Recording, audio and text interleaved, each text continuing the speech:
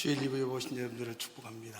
옆에 분들 인사합시다. 잘 오셨습니다. 그렇게 인사합시다. 잘 오셨습니다. 예. 우리 다 함께 나셔서 함께 우리 신앙을 고백하며 주께 예배하기를 원합니다. 차도신경으로 신앙 고백 드리겠습니다. 전능하사 천지를 만드신 하나님 아버지를 내가 믿사오고 그 외아들 우리 주 예수 그리스도를 믿사오고 이는 성령으로 잉태하사 동정녀 마리아에게 나시고 본디오 빌라도에게 고난을 받아서 십자가에 못 박혀 죽으시고 장사한 지 사흘 만에 죽은 자 가운데서 다시 살아나시고 하늘에 오르사 전능하신 하나님 우편에 앉아 계시다가 저희로서 산자와 죽은 자를 심판하러 오시리라. 성령을 믿사오며 거룩한 공예와 성도가 서로 교통하는 것과 죄를 사하여 주시는 것과 몸이 다시 사는 것과 영원히 사는 것을 믿사옵나이다. 아멘. 우리 옆에 분들을 축복하면서 생각할까요? 때로는 너희 앞에 어려움과 아픔이 있지만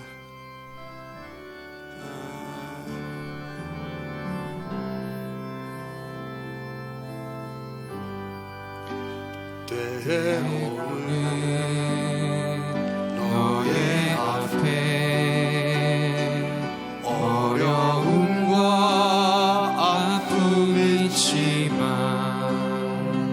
담대하게 주를 바라보는 너의 영혼 너의 영혼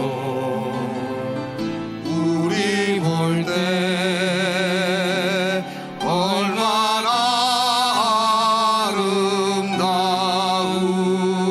아름다운지 너의 영혼 통해 큰 영광과 듯이 하나님을 찬양 오 할렐루야. 우리 한번 할까요? 때로는 너희 앞에 어려움과 아픔이 있지만 때로는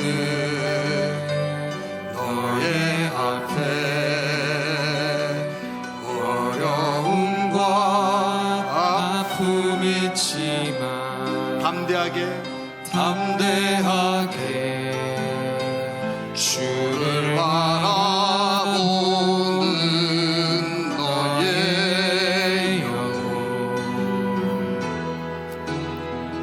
너의 영혼 우리 볼 때 얼마나 아름다운지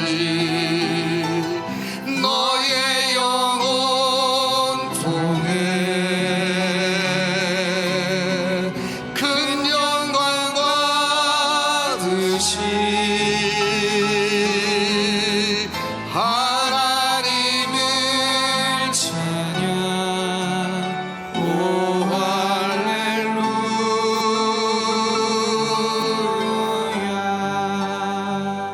사랑합니다 나의 예수님 사랑합니다. 아주 많이요. 사랑합니다.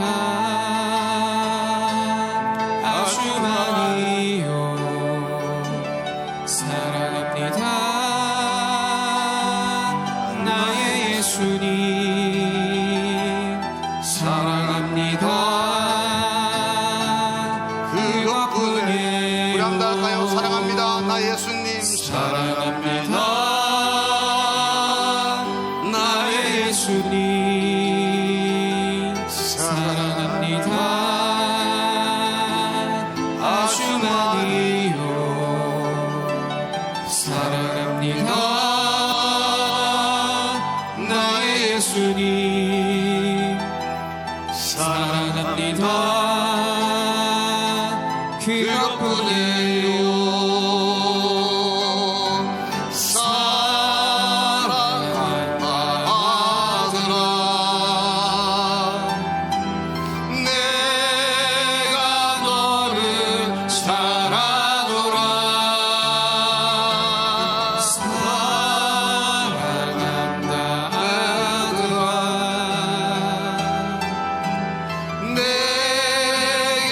축복 사랑한다 내 딸아 내가 너를 잘 아노라.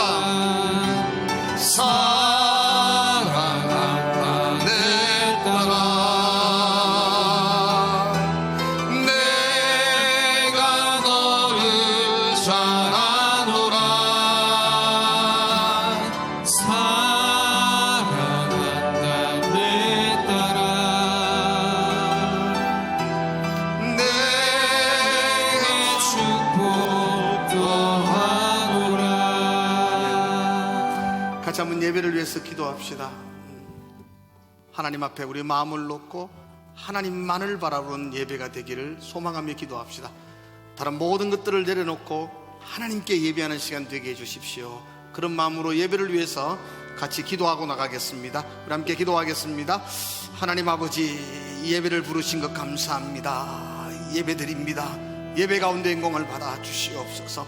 하나님만을 바라볼 수 있게 하시고 하나님만을 소망할 수 있게 하여 주시옵소서. 우리의 환경과 우리의 상황이 우리를 예배할 수 없도록 할지라도 하나님이여 그 말씀 붙들고 이 시간에 주님 앞에 설 수 있는 우리의 시간이 되게 하시고 우리 속에 있는 모든 우상들과 우리의 모든 생각들을 하나님께서 단절시켜 주시고 하나님께로 모아지길 수 있도록 인도하여 주시옵소서. 성령이 인도하여 주시옵소서.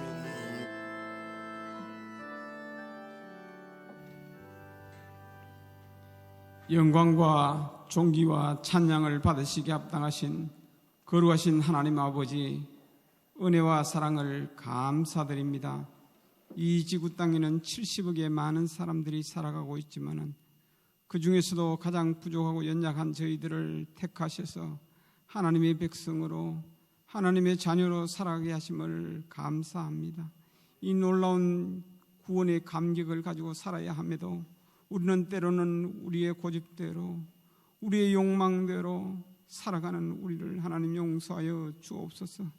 하나님의 뜻을 깨달아 알게 하시고 하나님의 기쁨이 되는 삶이 될 수 있도록 인도해 주옵소서. 포도나무 가지가 나무에 붙어 있을 때에 많은 열매를 맺음과 같이 우리가 하나님을 떠나서는 살아갈 수 없음을 깨닫고 날마다 하나님을 앙망하며 하나님과 동행하는 삶을 살 수 있도록 인도하여 주시옵소서.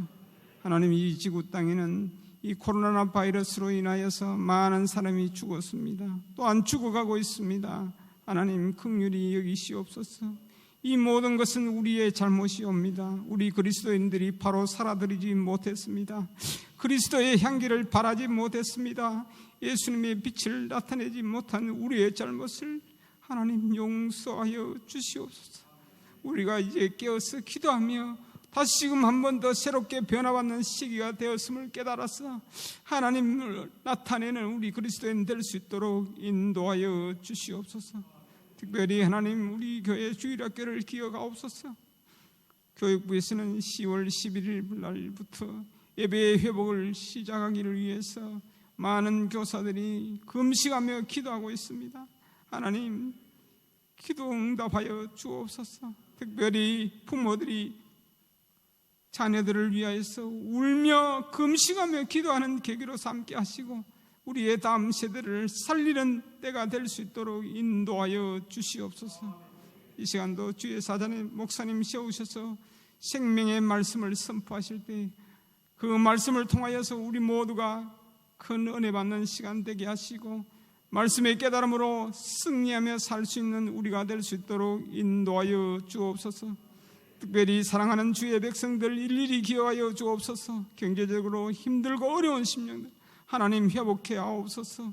육신의 질고를 통하여서 어려운 가운데 있는 모든 성도들 일일이 기억하시고 회복해 하시고 그들을 통하여서 하나님의 영광이 드러날 수 있도록 인도하여 주옵소서.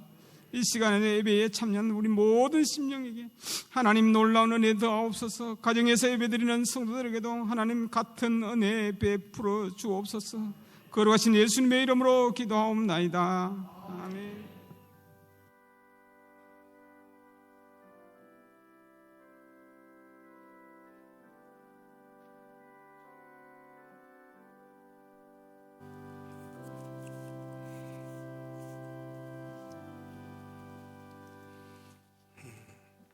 자리에 앉아주시기 바랍니다.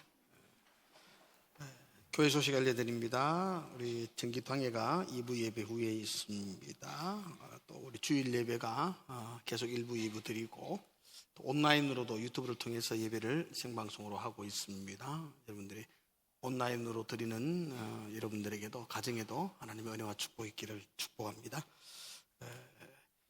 추석 연휴 가족들 돌아보고 감사하고 그러는 시간 되면 좋겠고요. 추석 예배 순서지가 비치되어져 있습니다. 원래는 이 코로나로 인해서 이 많은 이동 좀 자제해 달라고 그런 부탁도 드리는 것 같아요. 일리가 있는 것 같아요. 그래서 여러분들도 할 수 있는 한 가족끼리 좀 계시고 많은 이동을 삼가해 주시면 좋겠고요. 특별히 강구를 드립니다. 저는 제 개인적인 생각으로 우리나라가 촛불 집회가 참 좋다고 생각하고요. 또 우리나라에 태극기 집회가 있는 것도 저는 참 좋다고 생각합니다. 보수와 진보가 함께 있어야 되는 게 그게 건강한 나라지, 공산당처럼 보수만 있고 또 진보만 있고 이러면 안 된다고 보여요. 그래서 촛불도 좋고 태극기도 좋고 나는 그렇게 생각하는 사람인데 이번 10월 3일 개천절 집회에는 우리 교인들은 참여 안 했으면 좋겠어요. 교회가 이것 때문에 8.15 때문에 얼마나 많은 비난을 들었는데 이번 개천절에도 또 이 명절 끝에 해서 명절날 일어났던 모든 일들을 우리가 덤팅이를 쓰게 되고 그러면 정말로 교회가 영광을 가려요. 정치적인 색깔을 떠나서 보수와 진보를 떠나서 이번에는 명절날 집에도 가지 말자 하는데 우리가 명절 때에도 이번 개천절은 기도하면서 나라를 위해서 기도하면서 생각하는 그런 시간들을 가지기를 제가 참 부탁을 드립니다. 여러분들 우리는 그렇지 않겠지만 또 그렇게 참여하지 않았으면 참 좋겠습니다. 지난 우리가 여름에 하나님 만난 사람들이라는 제목으로 저희들이 집회를 했었거든요. 우리 극동방송에서 그 집회를 다 이렇게 녹음을 해 갔었어요. 그래서 이번에 10월 1일과 10월 2일 날 극동방송에서 오전 10시에 저희 집회 가운데에 이렇게 어느 걸 선정할지 모르겠는데 선정해서 방송을 한답니다. 그래서 이웃들과 함께 여러분들이 또 이동하는 기간에 있으면 차에서도 듣고 집에서도 같이 좀 경청을 할 수 있는 그런 은혜를 다시 나눌 수 있는 그런 시간이 되기를 부탁을 드립니다. 교육위원회에서 광고를 드립니다. 교육위원회에서 이제 주일학교 부서 정상화를 위해서 저희들이 10월 11일 날부터 저희들이 주일학교 정상화 예배를 드리려고 합니다. 확인이 비대면 예배로 있을 수가 없어요. 주일학교는 온라인으로 하지도 사실 어렵고요. 믿는 가정에서는 괜찮지만 믿지 않는 가정의 아이들은 예배를 잊어버리고 있는 것 같아요. 그래서 너무 안타까워요. 그래서 저희들이 내일부터 기도하고 우리 교사들이 금식하며 한 끼씩 금식하며 기도하며 하나님 이 추석 이 연휴 동안에 다시 코로나가 창궐하지 않도록 그렇게 기도하면서 10월 11일 날에는 정말로 정상적으로 예배를 드리기로 그렇게 마음먹고 준비하고 있습니다. 여러분도 기도해 주십시오. 여러분도 부모님들도 내 자녀들은 주일학교 없는데 그렇게 말하지 마시고 여러분들이 주일학교를 위해서 같이 기도해 주시고 또 기도 밴드도 만들었답니다. 밴드에도 생명방주라는 밴드를 만들어서 부모님들과 소통하려고 합니다. 여러분들이 함께 참여해 주시기를 부탁을 드립니다. 우리 대구 지역에 우리 이남미 집사님 미용실을 개업했습니다. 소피아 미용실을 개업했습니다. 여러분들이 격려해 주시고 남편이 하고 있는 그 풋살장 옆에 조그마한 미용실을 개업했습니다. 한 번씩 찾아가셔서 제 이름 대시면 조금은 할인해 줄 겁니다. 주인하고 이야기된 건 아니지만 그렇게 해서 그렇게 해서 기도해 주시기를 바라고요. 우방 2구역에 우리 박민정 집사님 둘째 등려했습니다. 축하를 드립니다. 한 가지 추가 광고 드리겠습니다. 저희 교회가 이제 10월 지금 계획으로는 18일 정도 직원을 뽑는 공동회의를 하려고 준비 중에 있습니다. 그때 우리가 그 공동회의 때에 우리가 교회 정관을 다시 새롭게 이렇게 정관을 다시 만들려고 해요. 그동안에 우리가 교회가 정관이 있었지만 너무 간소했고 또 보충해야 될 것들이 많아서 이번에 장로님들이 몇 달을 거쳐서 검토해서 정관 초안을 만들었습니다. 그래서 교회 홈페이지에 정관을 올려놓았습니다. 이런 누구라도 교회 홈페이지 들어가셔서 저희 교회의 정관입니다. 그 나라로 말하면 헌법과 같아요. 그 토대가 되는 헌법 같은데 그 정관을 올려놓았으니까 그걸 이렇게 다 한번 보시고 수정해야 될 부분들이 있는가, 혹시 궁금한 게 있는가 이런 거 좀 이렇게 준비하셔가지고 저희들이 공동의회를 할 때에 이 정관을 이제 우리 교회 정관으로 새롭게 이렇게 세우려고 합니다. 홈페이지 있으니까 여러분 한 번씩 정관을 보셔서 부족한 부분들을 좀 이렇게 고치시든지 좀 이렇게 참고해 주시기를 부탁을 드립니다. 우리 함께 찬송가 427장 찬양 드리면서 준비한 예물 드리겠습니다.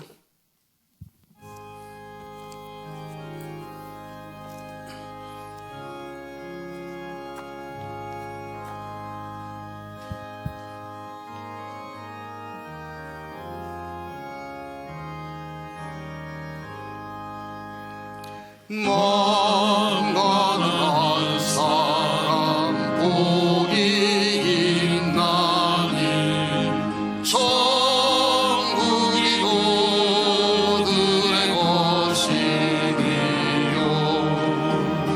늘 애통하는 자 복이 있나니 그들의 위로를 받으리라. 오류한 사람은 복이 있나니 그 땅이 기업이 될 것이요 을사노하느니 복이 있나니 그들이 배부를 것이 오늘합시다. 주 위에 욕 보며 복이 있나니 하늘의 큰 상을 받으리라. 성부와 성자와 성령께 영광 영원히 돌리세.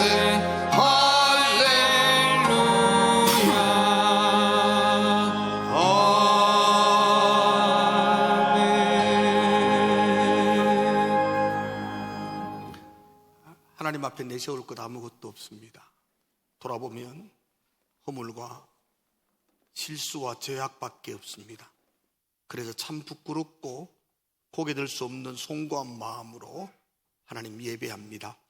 하나님 예배하는 심령들에게 위로하여 주시고 또 새 힘을 주시고 하나님과 동행할 수 있는 은혜도 부어 주시옵소서.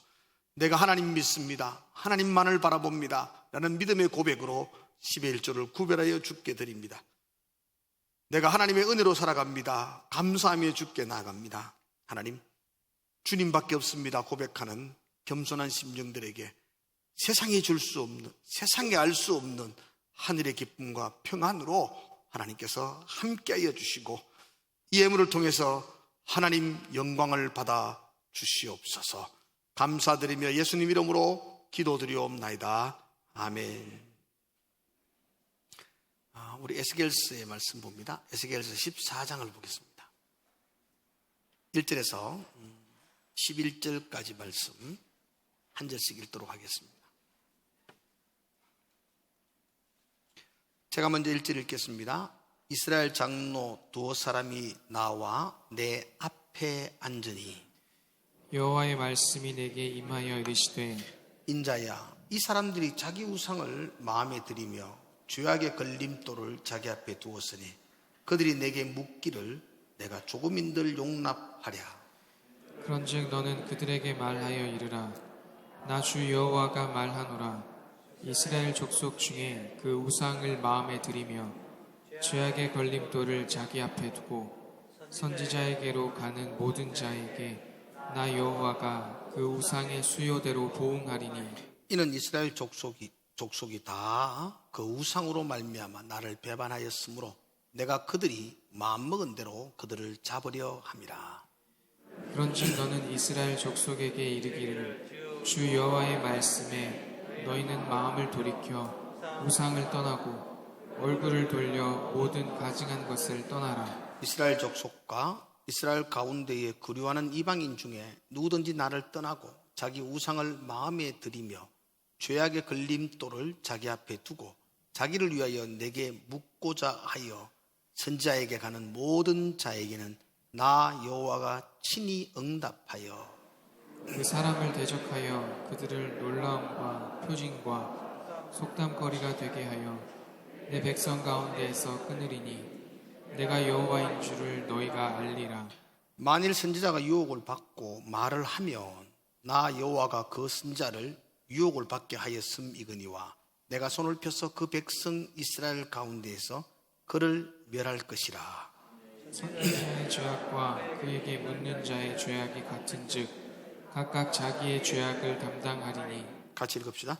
이는 이스라엘 족속이 다시는 미혹되어 나를 떠나지 아니하게 하며 다시는 모든 죄로 스스로 더럽히지 아니하게 하여 그들을 내 백성으로 삼고 나는 그들의 하나님이 되려 함이라.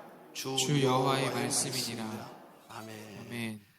같이 한번 인사할까요? 사랑합니다. 그렇게 인사합시다. 사랑합니다. 예. 오늘은 하나님을 향하여 한번 고백합시다. 하나님 사랑합니다. 그렇게. 예, 하나님 사랑합니다. 얼마만큼 사랑하세요, 하나님을? 하나님만큼 땅만큼 사랑하세요? 우리가 하나님을 향하여 하나님 사랑합니다 이렇게 고백하는 삶을 신앙이라 그러거든요. 우리가 이 땅을 살아가면서 그런 올바른 신앙, 아름다운 신앙, 그리스도인답게 신앙생활을 하는 것이 쉬운가요? 아니면 어려운가요?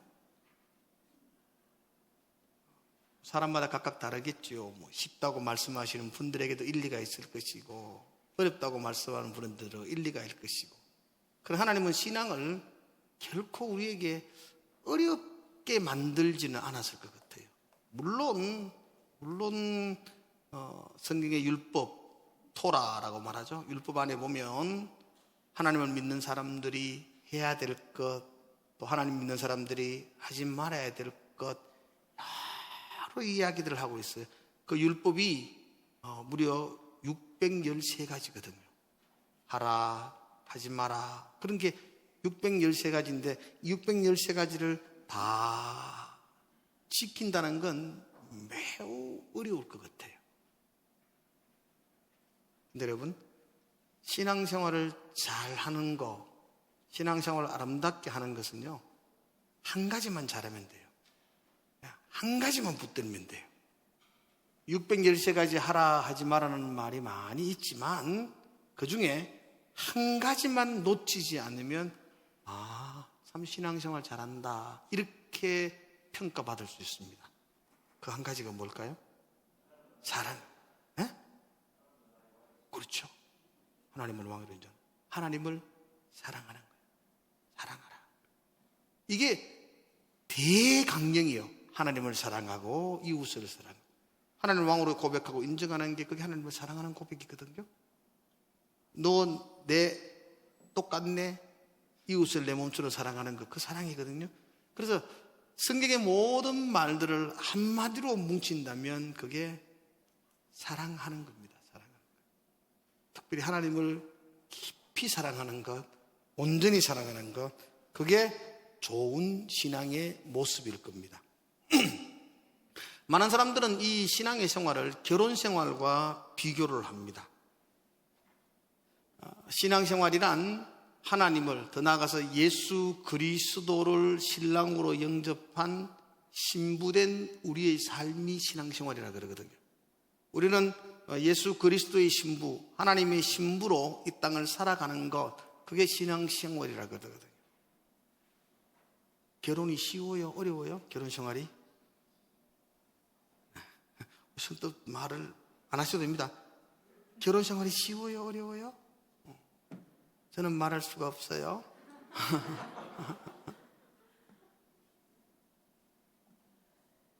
그러나 결혼 생활 가운데 가장 중요한 것 한 가지 붙들면 됩니다.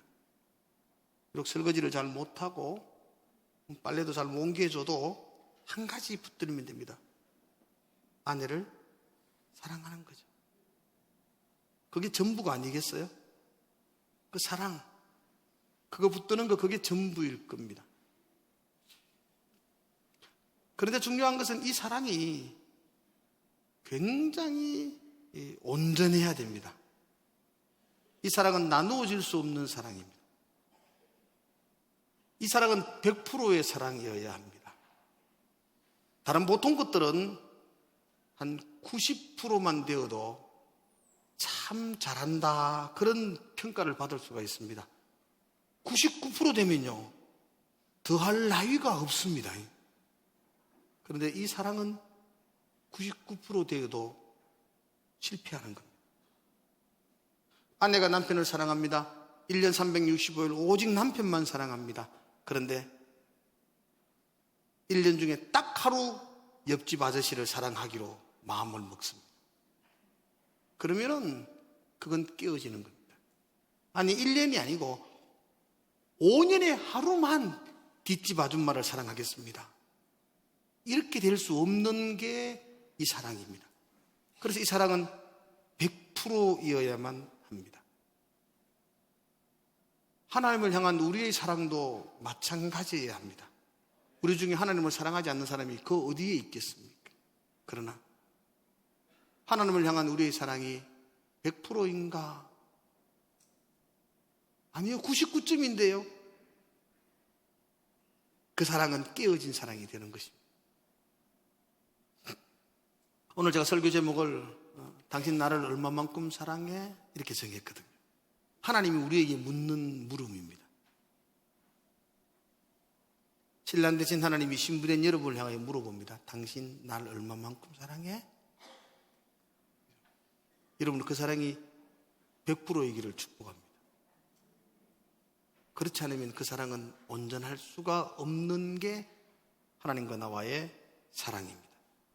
오늘 본문의 말씀을 읽었습니다. 이스라엘 장로 두어 사람이 선지자 에스겔의 발 앞에 앉아 있습니다. 이 말은 이스라엘 장로들 중에 대표되는 사람들 몇 명이 에스겔을 찾아와서 그 발 앞에 앉아서 에스겔을 통해서 하나님이 우리에게 어떤 마음을 가지고 계시는지, 하나님이 우리에게 어떤 계획을 가지고 계시는지, 하나님의 마음과 하나님의 뜻이 어디에 있는지를 묻기 위해서, 그 하나님의 마음을 듣기 위해서 그들이 찾아왔었습니다. 뭐가 그렇게 궁금했을까요? 이스라엘 장로들 중에 몇몇 대표들이 하나님의 신자 에스겔을 찾아올 때에 그가 묻고 싶은 게 무엇이었을까요? 성경은 이 부분에 대해서 침묵하고 있어서 우리는 자세히 할 수는 없습니다. 그러나 그렇게 어렵지 않습니다.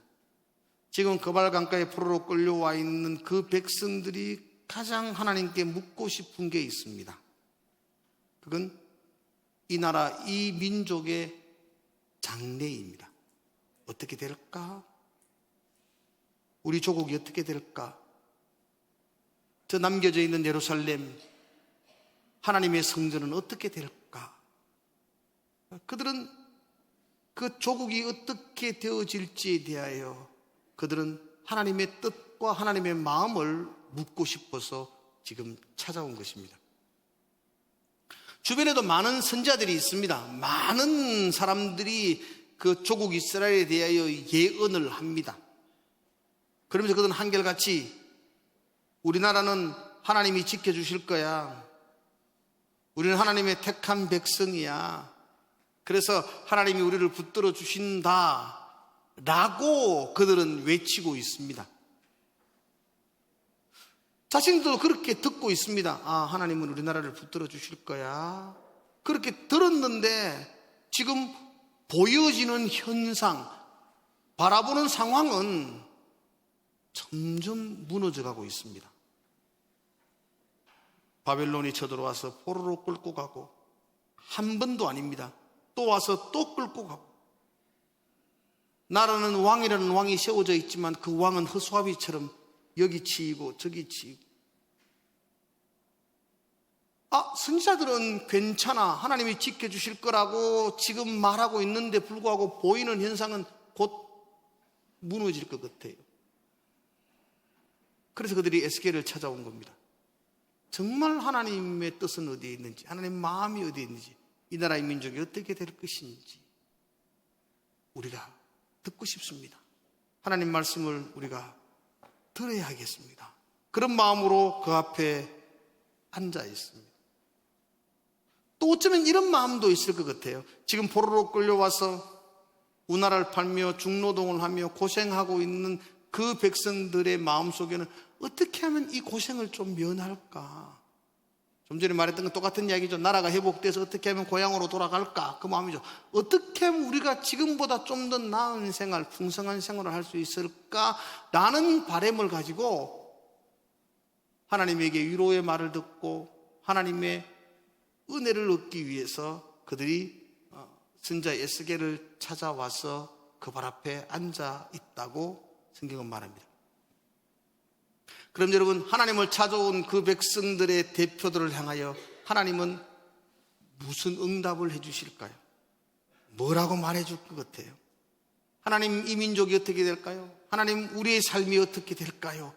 그 물음을 가지고 하나님 앞에 기도하기 위해서 찾아온 그 백성의 대표들인 장로들에게 하나님이 뭐라고 대답하시는가요? 우리는 그 대답을 3절에서 들을 수가 있습니다. 3절을 한번 볼까요? 인자야라는 말은 하나님이 에스겔을 부르는 소리입니다. 에스겔아. 이 사람들이라는 말은 대표들입니다. 찾아와 지금 앉아있는 그 대표들이, 인자야, 이 사람들이 자기 우상을 마음에 들이며 죄악의 걸림돌을 자기 앞에 두었으니 그들이 내게 묻기를 내가 조금인들 용납하랴. 이게 하나님의 대답입니다. 무슨 말을 하고 있습니까? 그들이 내게 물으려고, 내 마음을 들으려고 내게 찾아와서 앉아 있지만 지금 그들의 마음 속에는 자기 우상을 품고 있구나. 내가 그 마음에 우상을 품고 있는 그들에게 무슨 말을 해 주겠느냐? 무슨 말을 한들 그들이 알아듣겠느냐? 나는 그들에게 한마디도 말하지 않겠다. 그렇게 말씀합니다. 여러분, 원래 하나님은요, 말씀하시는 걸 굉장히 좋아하시는 분이에요. 그래서 하나님의 말씀을 기록한 성경책이 이마에 두껍잖아요. 하나님이 말씀을 잘 안 하시는 분은 2줄만 하면 되는데, 이래 두껍게 하고도 하나님이 끝에 뭐라고 말했어요? 다 기록하기 못했다고 말해요. 다 기록하면 둘 곳이 없을 정도로. 하나님은 우리에게 끊임없이 말씀하고 싶어 하는 분이에요. 우리가 물음을 가지고, 질문을 가지고 하나님께 기도하러 나오면 하나님은 반드시 우리에게 응답을 가지고 우리를 찾아오시는 분이세요. 우리에게 대답하시는 분이세요. 하나님은 침묵하는 분이 아니시라 말씀하는 분이십니다. 그런데 하나님은 지금 이스라엘 백성들이 그들이 내게 물으러 나왔지만 나는 그들에게 한마디도 대답하지 않겠다라고 말해요. 왜? 그들이 자기 마음속에 우상을 품고 있기 때문이라 그렇게 말하고 있습니다. 좀 전에도 말씀을 드렸습니다. 신앙생활 하는데 가장 중요한 게 뭐라 그랬습니까? 하나님을 사랑하는 거라 그랬습니다. 아니요, 하나님을 사랑하는 것이 아니고요, 하나님만을 사랑하는 것입니다. 그게 신앙입니다. 이 사랑은 누구와 나눌 수 없는 것입니다. 이 사랑은 100%여야만 한다고 했습니다. 그런데 선지자를 찾아온 그들의 마음에는 우상이 자리 잡고 있습니다. 그들은 우상을 붙들고 하나님의 얄팍한 위로를 얻기를 위해서 찾아온 것입니다. 그래서 하나님은 그들을 향하여 내가 너희들에게 아무 말도 할 수 없다, 한마디도 하지 않겠다라고 말합니다. 이건 당연한 이야기입니다. 마음 깊숙한 곳에 하나님이 아닌 다른 우상을 품고 있는 동안에는 하나님의 말씀이 그 귀에 들릴 수가 없습니다. 우리 옛말에 소귀에 경을 잃는다 그런 말 하잖아요. 소귀에 경 잃는 것은 아무 부질없는 이야기 아닙니까? 우상을 가슴에 품은 자들에게 하나님이 어떤 말씀을 해주신다 한들 그 말씀이 그의 귀에 들릴 수가 없어요. 그래서 하나님은 아무 말도 안 하겠다, 아무 말도 안 하겠다 라고 말씀하시는 겁니다. 더 나아가서 하나님은 그들을 향하여 아무 말도 안 하겠다고 선포하는 것에서 그치지 아니하고 4절에 보면 하나님이 마지막 부분에 이렇게 볼까요? 마지막 부분에 이렇게 되어 있거든요. 나 여호와가 그 우상의 수요대로 보응하리라, 그렇게 말하고, 이스라엘 모든 족속이 그 마음의 우상을 드리고 죄악의 걸림돌에 걸려 있기에 나 여호와가 그들의 우상의 수요대로 그들을 심판하겠다, 그들을 징계하겠다, 그렇게 말씀하는 것입니다. 얼마나 이게 불쌍한 삶이에요. 하나님께 나와 앉아 있습니다. 하나님께 예배합니다. 기도합니다. 그럼에도 불구하고 여전히 마음의 우상이 있습니다. 그래서 하나님의 은혜는 하나도 받지 못합니다. 더 나아가서 하나님의 심판을 받아야만 하는 존재가 되었다는 거죠. 이보다 더 초라한 인생이 어디에 있겠습니까? 우리는 사도행전에 보면 참으로 안타까운 한 부부 이야기가 나옵니다. 하나님을 신실하게 섬겼던 부부였습니다. 하나님께 특별한 은혜를 받았던 부부였습니다. 얼마나 은혜를 받았으면 자신의 땅을 다 팔아서 하나님 앞에 드릴 정도였습니다. 근데 땅을 다 팔아서 하나님께 드리겠다고 마음 먹고 땅을 팔아서 그 돈을 보니까 마음에 욕심이 생겼습니다. 조금만 가지고 싶은 마음, 욕심의 우상, 탐욕의 우상이 자기 마음을 자리 잡기 시작합니다. 얼마를 감추고 사도들을 발 앞에 내어놓습니다. 결과적으로는 그들은 하나님의 보응, 심판을 받습니다. 얼마나 안타깝습니까? 왜 아나니아와 삽비라의 부부가 왜 하나님의 심판을 받습니까? 하나님 앞에 나왔습니다. 그럼에도 불구하고 그들의 가슴 속에 우상이, 자기 우상이 그들의 가슴 속에 자리 잡고 있었기 때문이었습니다. 하나님께 예배함에도 불구하고 여전히 그 우상을 가슴에 품고 예배의 자리에 있었기 때문에 그는 하나님의 심판을 받을 수밖에 없었다고 말합니다. 지금 이스라엘 장로들 하나님 앞에 나와 있습니다. 하나님의 말씀을 듣기를 원합니다. 하나님의 은혜를 사모합니다. 그런데 여전히 그들의 마음속에도 자기 우상이 자리 잡고 있습니다. 하나님 앞에 나오면서 우상을 붙들고 있는 자들의 모습. 여러분, 한 주간 동안 저는 이 에스겔 14장의 말씀을 계속 묵상하면서 하나님 앞에 나오면서도 불구하고 자기 우상을 여전히 가슴에 품고 있는 그 이스라엘의 장로들의 모습이 곡처의 모습이고 또 우리의 모습은 아닌가, 그런 생각들을 하게 됩니다. 우리도 예배합니다. 하나님께 기도합니다. 하나님 사랑합니다. 우리 여기 하나님 사랑하지 않는 사람 어디 있습니까? 하나님께 헌신하고 싶어하는 열정도 우리에게 있습니다. 그런데도 내 마음 한구석에 우상이 또 자리 잡고 있습니다. 탐욕도 있습니다. 욕심도 있습니다. 내가 즐기고 싶은 쾌락도 내 속에 있습니다. 어쩌면 내 역시 이스라엘의 장로들과 똑같이 하나님 앞에 앉아서 우상을 가슴에 품고 있는 그 안타까운 그 모습 아닌가, 그 마음을 가지게 됩니다. 여러분의 모습은 어떻습니까? 오늘 예배합니다. 여기 앉아 있습니다. 여러분 말씀 속에는 여러분 나라면 여러분들이 사모하는 우상이 자리 잡고 있지 않는지. 우상은 무엇일까? 제가 곰곰이 생각해 봤습니다. 우상은 뭘까? 어떻게 하면 우리 성도들에게 우상에 대하여 분명한 정의를 내릴 수 있을까? 그래서 여러 견들을 찾아보고 공부를 했습니다. 근데 한결같은 정의가 우상이란 무언가 할 때 우상은 내가 만든 겁니다. 그렇죠? 우상은 인간이 만든 겁니다. 내가 안 만들어도 옆집 아저씨가 만들었든지 누군가 만든 겁니다. 그게 우상입니다. 왜 만들었습니까? 우상을 왜 만들죠? 우상을 만드는 근본적인 이유는 나의 유익을 위함입니다. 나를 위해서 만듭니다. 그래서 우상은 내가 나를 위해 만든 겁니다. 물론 우리는 그 우상을 만들어 놓고 많은 사람들은 그 우상 앞에 지성을 다하고 빌기도 하고 정성을 다합니다. 왜 그렇게 하나요? 나를 위해서입니다. 그렇게 해서 내 자녀들 잘 되기 위하고, 그렇게 해서 내 사업이 잘 되기를 원하고, 그렇게 해서 내 가정의 평화를 원하고, 나를 위해서 빌고 나를 위해서 만들어 놓은 것이 바로 우상입니다. 그러므로 우상의 목적은 나의 소원과 나의 바램을 이루는 것이 우상의 목적입니다. 그럼 하나님은요?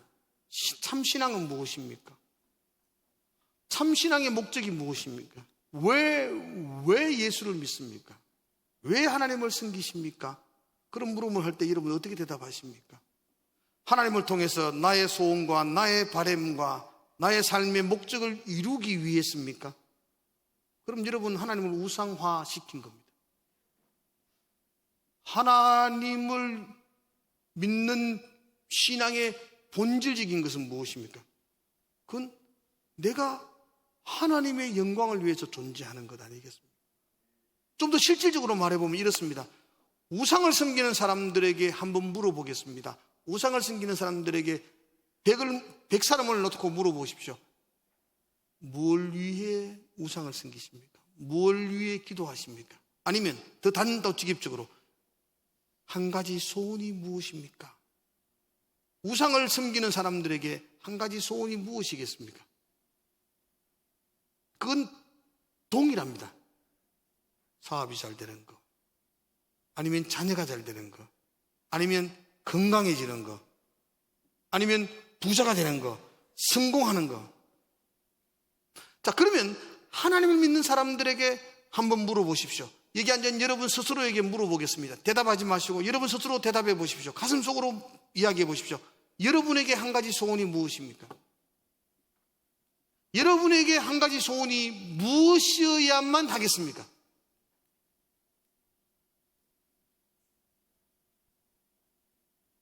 내가 원하는 것 한 가지. 주님의 기쁨이 되는 것. 그것 아닌가요, 여러분들? 나의 한 가지 소망, 하나님의 영광이 되는 것. 그게 신앙입니다.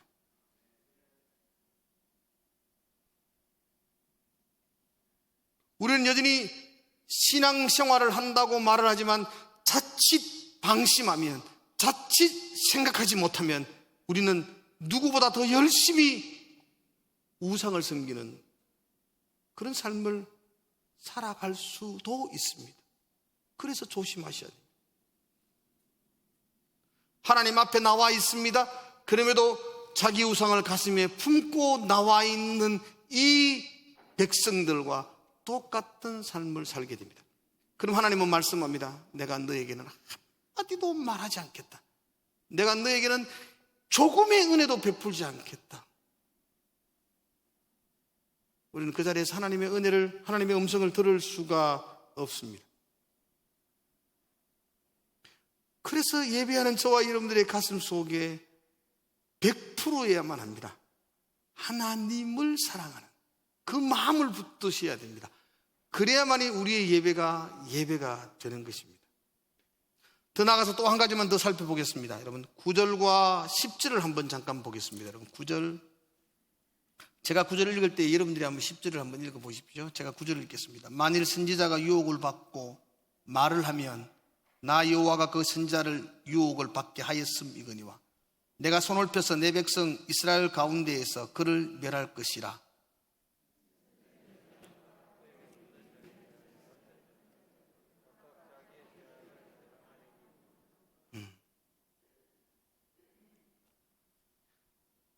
하나님 앞에서 우상을 가슴에 품은 자들에게는 내가 아무 말도 안 하겠다라고 하나님이 먼저 선포하셨고 내가 그들을 심판하겠다고 하나님이 경고하셨어요.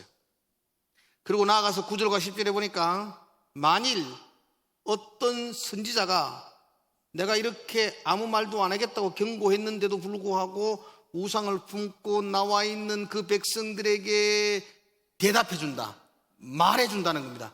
내가 그들에게 하나님의 마음을 전해주고 말해주면은 내가 그 선지자를 멸하겠다고 말합니다. 내가 그 선지자를 가만두지 않겠다. 그 선지자의 죄악이나 우상을 품고 하나님 앞에 나온 그들의 죄악이나 똑같다. 내가 다 심판하겠다라고 말씀하고 있습니다.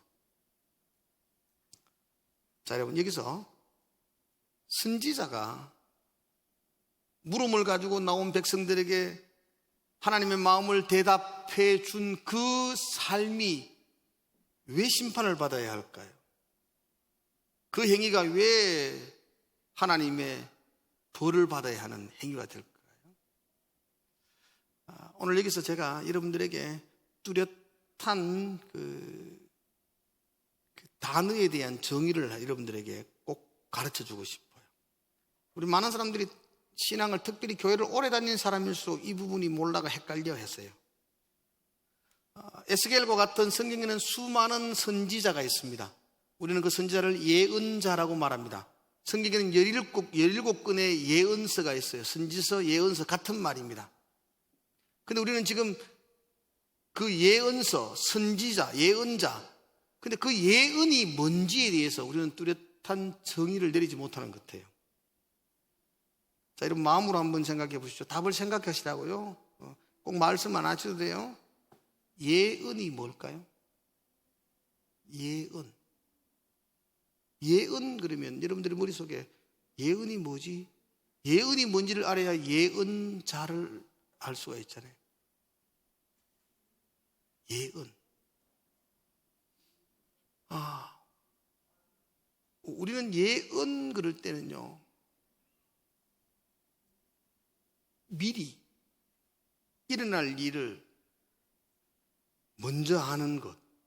그래서 예고편, 예상한다. 미리 알, 미리 예자가 있어요. 미리 예자를 써서 예언자.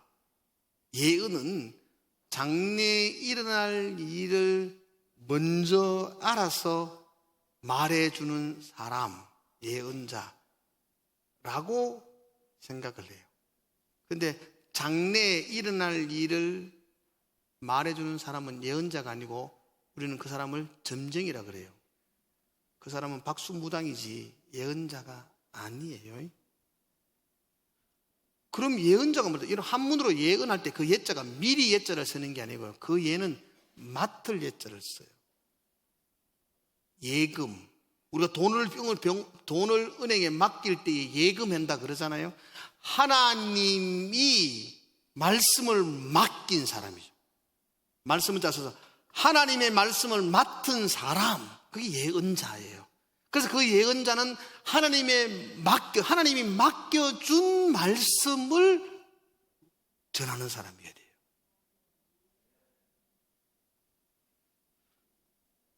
장래에 10년 후, 20년 후에 일어날 일들에 대하여서 말할 수 있나요, 예언자들이? 있어요. 성경에는 앞으로 일어날 일들에 대해서 예언자들이 말하는 부분들이 있나요, 없나요? 있어요. 적어요, 많아요? 많아요. 많으니까 우리는 예언자가 미래에 일어날 일을 먼저 말하는 사람을 예언자라고 생각하는데 아니에요. 성경에 선지자들이 미래에 있을 일을 이야기하는 것은 하나님이 맡겨주었기 때문이에요. 하나님이 일어날 일들을 가르치라고 맡겨주었기 때문에 이야기하는 거지, 자기 혼자 자기 생각으로 미래가 이렇게 될 거라고 점치고 예언하지 않습니다. 그래서 예언자는 물론 앞으로 일어날 일에 대한 이야기를 할 수는 있습니다. 그러나 그건 역시 하나님이 그에게 맡겨주신 말씀이어야 합니다. 그러므로 예언자는 감동적이지 않을 수도 있습니다.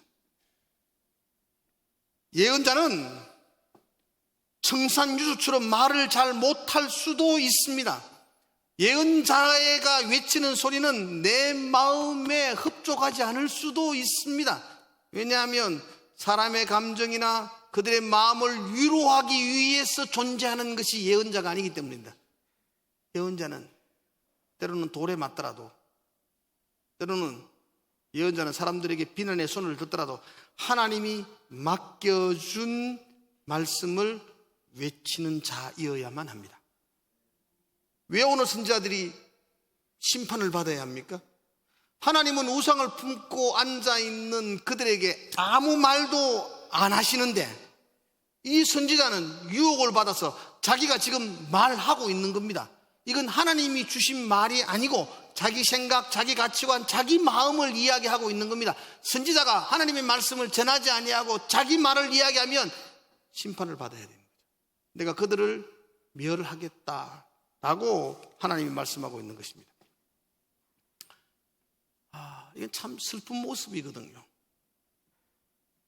백성들은 가슴속에 우상을 품고 그저 예배하는 것처럼 하나님께 나와 앉아있고, 그리고 그의 잘못을 지적하고 그렇게 살면 안 된다, 하나님의 말씀으로 바로 돌아와야 된다고 외쳐야 될 선지자들은 그들의 마음을 위로해주고 그들을 평안을 심어주기 위해서 하나님이 맡겨준 말씀도 아닌 자기 생각과 자기 말을 선포하고 있고, 그러니까 그 나라가 망할 수밖에 없잖아요. 그 나라에 소망이 없는 것 아니겠습니까? 여러분, 우리는 때로는 가슴이 아프고 때로는 내 생각에 거슬리고 때로는 불편해도 저와 여러분들은 하나님의 말씀을 듣기를 사모하시기를 축복합니다. 내 마음의 위로와 내 마음의 평안과 내 마음을 흡족해 하는 말을 듣고 싶어 하지 마시고,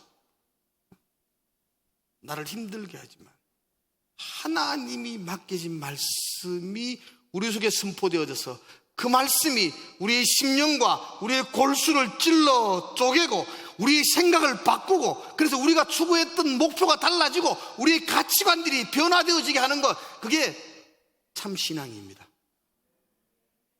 물론 우리는 내 소원, 내 바람, 내 목표가 있어서 하나님께 간구하며 예배하기도 합니다. 나는 내 소원을 가지고 내 소원을 이루기 위해서 하나님을 찾아왔지만 하나님을 만나면서 내 소원이 바뀌어져서 하나님의 소원으로 바뀌어지고, 내 바람이 바뀌어져서 하나님의 영광으로 바뀌어지고, 내 뜻이 무너지고 하나님의 뜻이 내 속에서 일어나기를 간구하는 사람으로 변화되어지는 것, 그게 신앙이고, 그렇게 변화되어지기 위해서는 말씀이 날쌘 검이 되어서 우리의 생각과 우리의 가치관들을 찔러 쪼갤 때만이 우리가 바뀌어질 수 있는 것 아니겠습니까? 그래서 위로와 소망의 말씀을 듣기보다는 나를 찔러 쪼개서 내 가치관을 바꾸고, 그래서 내 머릿속에 지각이 변동되어지는 지진을 일으키고, 그래서 어찌할꼬 고민하고 생각할 수 있는 그 하나님의 말씀을 저와 여러분들이 사모하시기를 주의 이름으로 축복을 드립니다. 여러분들이 여전히 내 바람과 내 소망, 내 삶의 목적을 버리지 못하면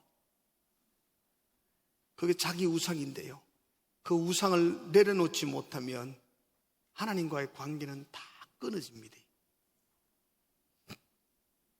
내가 내 속에 우상을 품고 있는 한 하나님은 내게 말씀하지 않으시고, 말씀하지 않으신다는 말은 하나님의 은혜가 단절된다는 말이고, 하나님이 공급해 주시는 모든 풍요로움은 잃어버리진다는 것이고, 하나님이 내게 말씀해 주지 않는다는 말은 하나님이 주시는 참다운 위로가 우리에게 끊어진다는 말입니다. 내가 내 속에 우상을 품고 있는 한 우리는 하나님과 누릴 수 있는 그런 아름다운 친밀함의 교제는 기대할 수가 없습니다. 제가 제 아내를 위해서 아주 멋진 이벤트를 준비했습니다. 한 번도 가보지 못한 대구에서 최고 멋진 레스토랑을 예약을 해가지고 제 아내와 함께 아내의 기쁨을 주려고 제가 그 레스토랑에 예약을 해서 갔었습니다. 그리고 평생 한 번도 먹지 못한 최고급 요리를 주문해서 식사를 합니다. 아내가 좋아하는 멋진 선물도 준비해서 주었습니다. 좋겠죠? 생각만 해도 좋죠? 그렇게 한 적 없습니다. 생각만 하자고요. 내가 그렇게 한다고 생각해 보자고요. 얼마나 행복할까요? 제 아내가 얼마나 좋아할까요? 그죠? 얼마나 기쁠까요? 그런데 마침 제 옆자리에 예쁜 아가씨가 앉아있네요. 안 그래야지 싶은데 눈이 자꾸 돌아가네요. 내가 희끔희끔 보고 싶네요. 그리고 자꾸 두 번 보다 하니까 그 아가씨의 마음이 내게 아가씨가 내 마음에 훅 들어오네요. 아내하고 앉아서 이야기했는데도 늘 거기만 신경 쓰이네요. 아내가 눈치를 챘죠. 지금 이 남편이 이런 이벤트를 참 나를 좋아해서 하지만 그래도 옆에 너무 멋진 아가씨가 있으니까 마음이 그걸로 좀 뺏겼구나. 그래서 저희 아내가 저보고 여보 그렇게 힐끔힐끔거리지 말고 옆으로 가서 1시간만 재미있게 놀다가 그렇게 와 라고 우리 아내가 말할 것 같지요? 우리 아내는 지성이 있으니까 그렇게 하겠지요. 내가 준비한 게 얼마나 많은데 그래서 1시간만 내가 저 가서 좀 놀다 온다고 해서 뭐 달라질 게 뭐 있겠어요? 아마도 안 해봤지만 우리 아내는 상업부 보고 나갔을 것 같아요. 내 마음에 그 아가씨가 훅 들어오는 순간 아내와 나누는 모든 아름다운 이야기는 다 깨어집니다. 아내를 위해 준비했던 모든 것들은 아무런 의미가 없어집니다. 내 마음에 내 소원과 내가 바라고 보는 우상이 훅 들어오는 순간 하나님과의 아름다운 모든 교제는 다 깨어집니다. 하나님이 채워주시는 모든 위로는 다 사라져버립니다. 하나님과 관계가 깨어진다는 거죠. 여러분, 신앙은 하나님을 사랑하는 것이고 하나님의 관계를 다시 회복하는 것입니다. 하나님이 그래서 그 이스라엘 백성들에게 네 마음의 우상을 제하여버리고 내게로 돌아오라. 내가 너에게 한마디도 대답하지 않겠다. 내가 너를 심판하겠다. 가만두지 않겠다. 그렇게 하나님이 화를 내시는 이유는, 그렇게 질투하시는 이유는 너 그거 다 버리고 내게 돌아와. 네 마음이 앞에 앉아있는 내게만 향해. 그래서 우리의 관계, 우리의 아름다운 사랑, 우리의 기쁜 교제를 회복하자는 하나님의 마음입니다. 11절의 말씀을 여러분 한번 봅시다. 마지막이니까 한번 같이 한번 읽어볼까요? 11절 한번 읽어보겠습니다. 시작. 이는 이스라엘 족속이 다시는 미혹되어 나를 떠나지 아니하게 하며 다시는 모든 죄로 스스로 더럽히지 아니하게 하며 그들을 내 백성으로 삼고 나는 그들의 하나님이 되려 함이라. 주 여호와의 말씀. 여러분, 이게 얼마나 하나님의 간절한 마음이에요. 다시는 미혹되지 않아서 다시는 그 마음이 우상에게 뺏기지 않도록 하기 위해서 하나님의 마음은 그들을 향하여 내가 너를 가만두지 않겠다라고 경고하시고 있는 겁니다. 하나님의 본래의 마음은 여기도 말씀하고 있습니다. 내가 너의 백성이 되고 싶다. 너는 내 백성이 되었으면 좋겠다. 너와 나는 아름다운 관계를 가졌으면 좋겠다. 우리 서로 마음껏 사랑했으면 좋겠다. 우리와 누릴 수 있는 아름다운 친밀함을 우리가 누렸으면 좋겠다. 이게 하나님의 마음이에요. 그 발 앞에 찾아와서 무릎을 꿇고 있는 그 백성들에게 내가 너에게 아무 말도 안 하겠다. 내가 너를 가만두지 않겠다. 너를 심판하겠다. 그렇게 말씀하신 하나님의 뒷면에 있는 진실된 마음은 너 다 버리고 내게 좀 오면 좋지 않나. 그리고 내가 너와 다시 사랑을 하고 싶다. 너와 다시 회복하고 싶다. 내가 너와 친밀한 교제를 나누고 싶다고 말씀하신 하나님의 마음입니다. 여러분, 신앙은 복잡하지 않습니다. 하나님만을 사랑하는 것입니다. 내가 바라고 원하는 나의 모든 우상들을 내려놓고 하나님께로 돌아가는 것, 그게 신앙입니다. 요즘 한 주간 동안 제가 이 설교를 준비하면서 늘 불렀던 찬송이 있습니다. 가사가 이렇게 되어 있습니다. 주 앞에 엎드려 경배합니다. 오직 주께. 난 이 오직 주께라는 말이 좋아요. 주 경배합니다. 다른 신 아닌 오직 주께. 나의 모든 우상들, 나의 모든 보좌를 내려놓고 주 앞에 엎드려 경배합니다. 오직 주께. 여러분도 같이 한번 불렀으면 좋겠네요.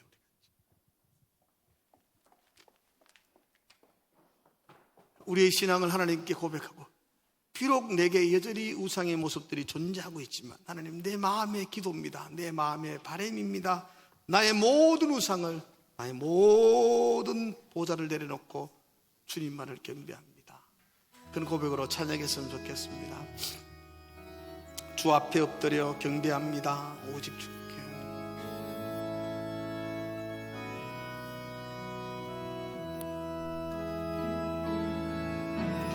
주 앞에 엎드려 경배합니다.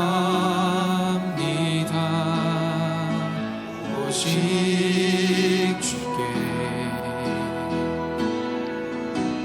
주 경배합니다. 다른 신 아닌 오직 주께. 감사할까요? 주 앞에 엎드려, 주 앞에 엎드려 경배합니다. 오직 주께. 오직 주께. 주님 경배합니다. 주 경배합니다. 다른 신 아닌 오직 주께. 나의 모든 우상들, 나의 보좌 모두 다 내려. 나의 모든 우상, 나의 모든 우상들, 나의 보좌 모두 다 내려놓고 주 앞에 엎드려 주 앞에 엎드려 경배합니다. 오직 주께. 우리 함께 합시다. 주 앞에 엎드려 주 앞에 엎드려 우리 다 함께 일어나서 서서 찬양하겠습니다. 오직 주께. 오직 주께. 주 경배합니다. 다른 신 아닌 오직 주께 경배합니다. 다른 신 아닌 오직 주께. 나의 모든 우상들, 나의 모든 우상들, 나의 보좌 모두 다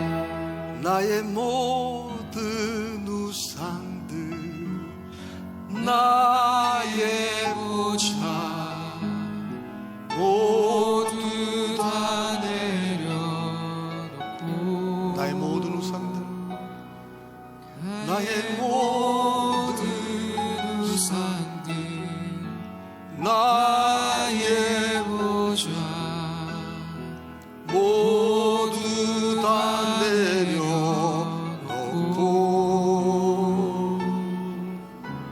주 앞에 엎드려 경배합니다. 오직 주께 하나님 아버지, 하나님만을 사랑하기를 원합니다. 그 하나님 안에서 친밀한 교제가 회복되기를 원합니다. 여전히 부족해서 여전히 탐심을 가지고 있고 여전히 우상 앞에 서 있는 초라한 모습입니다. 그러나 다시 힘을 얻고 다시 출발합니다. 하나님, 은혜를 부어 주시옵소서. 하나님, 힘을 입혀 주시옵소서. 한 주간 동안 하나님과 친밀하게, 그리고 하나님이 부어주시는 그 은혜와 그 공급하심으로 살아내는 시간들 되게 하여 주시옵소서. 이제는 우리 주 예수 그리스도의 크신 은혜와 하나님 아버지의 무한하신 사랑하심과 성령의 충만하심의 은혜가 오늘도 예배하는 모든 성도들의 머리 위에 이제로부터 영원토록 함께 있을지어다. 아멘.